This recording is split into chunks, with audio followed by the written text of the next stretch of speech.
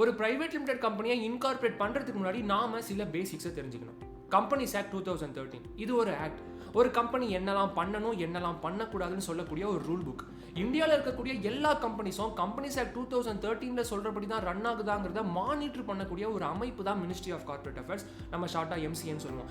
இந்த எம்சிஏவை கண்ட்ரோல் பண்றது central government. இந்தியாவில் இருக்கக்கூடிய எல்லா கம்பெனிஸோட எல்லா இன்ஃபர்மேஷனும் ரெஜிஸ்ட்ரார் ஆஃப் கம்பெனி கிட்ட இருக்கும், நம்ம ஷார்ட்டா ஆர்ஓசின்னு சொல்லுவோம். ஒரு பிரைவேட் லிமிடெட் கம்பெனியை இன்கார்பரேட் பண்றதுக்கு தேவையான ப்ரீரெக்வசிட்ஸ் என்னங்கிறத இப்போ நம்ம பார்க்கலாம். Unique name. நாம ப்ரொபோஸ் பண்ற நேம் யூனிக்கா இருக்கணும். மார்க்கெட்ல எக்ஸிஸ்டிங் கம்பெனி நேமோட சிமிலரா இருக்கக்கூடாது. அது ஸ்பெல்லிங்கா இருந்தாலும் சரி, உச்சரிப்பா இருந்தாலும் சரி. நாம ப்ரொபோஸ் பண்ற நேமை அப்ரூவ் பண்றது எம்சிஏல இருக்கக்கூடிய டிபார்ட்மெண்டல் அத்தாரிட்டி தான். Minimum 2 share holders and 2 directors. ஒரு பிரைவேட் லிமிடெட் கம்பெனியை ஸ்டார்ட் பண்றதுக்கு minimum 2 share holders and 2 directors வேணும். டைரக்டர்ஸும் ஷேர் ஹோல்டர்ஸும் ஒரே ஆளா இருக்கணுங்கிற கட்டாயம் இல்லை. Registered office address. நாம நம்மளோட ஆஃபீஸை இந்தியாவில் எங்கே வேணால் வச்சுக்கலாம். நம்மளோட ஆஃபீஸ் ஒரு ரெண்டல் ப்ராப்பர்ட்டியாவோ இல்லை டைரக்டரோடைய ஓன் ப்ராப்பர்ட்டியாவோ இருக்குங்கிற பட்சத்தில் கம்பெனி நேமில் ஒரு ரெண்டல் அக்ரிமெண்ட்டும் நோ அப்ஜெக்ஷன் சர்டிஃபிகேட், நம்ம ஷார்ட்டாக என்ஓசின்னு சொல்லுவோம், ஃப்ரம் த லேண்ட்லார்ட் வாங்கிக்கிறது அவசியம். Capital requirement.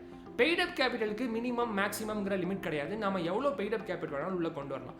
நாம மென்ஷன் பண்ணியிருக்கிற பெய்டப் கேபிட்டலை கம்பெனியோட கரண்ட் அக்கௌண்ட்ல டெபாசிட் பண்ணியிருந்துருக்கணும் இன்கார்பரேஷனுக்கு அப்புறமா. Business objective.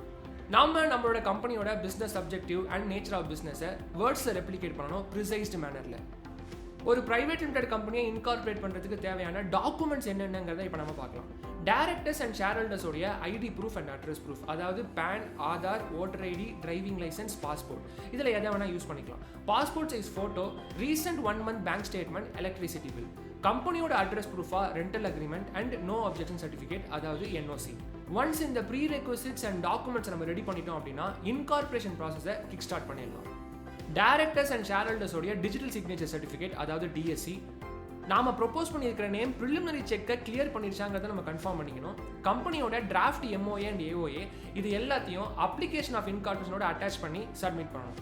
ஒன்ஸ் எல்லா ப்ராசஸும் கிளியர் ஆயிடுச்சுன்னா நம்மளோட கம்பெனி இன்கார்பரேட் ஆகிடும். ப்ளஸ் கம்பெனியோட incorporation certificate, CIN, PAN and TAN நமக்கு கிடச்சிரும். உங்களுக்கு ஃபர்தராக இன்கார்பரேஷனை பற்றி இன்னும் சில டீட்டெயில்ஸ் தேவைப்படுது அப்படின்னா எங்கள் கம்பெனியோடைய வெப்சைட் லிங்கை இந்த வீடியோ டிஸ்கிரிப்ஷனில் கொடுக்குறேன், போய் செக் பண்ணி பாருங்கள். See you on the next video. Until then, stay tuned to Kanakkupillai.com.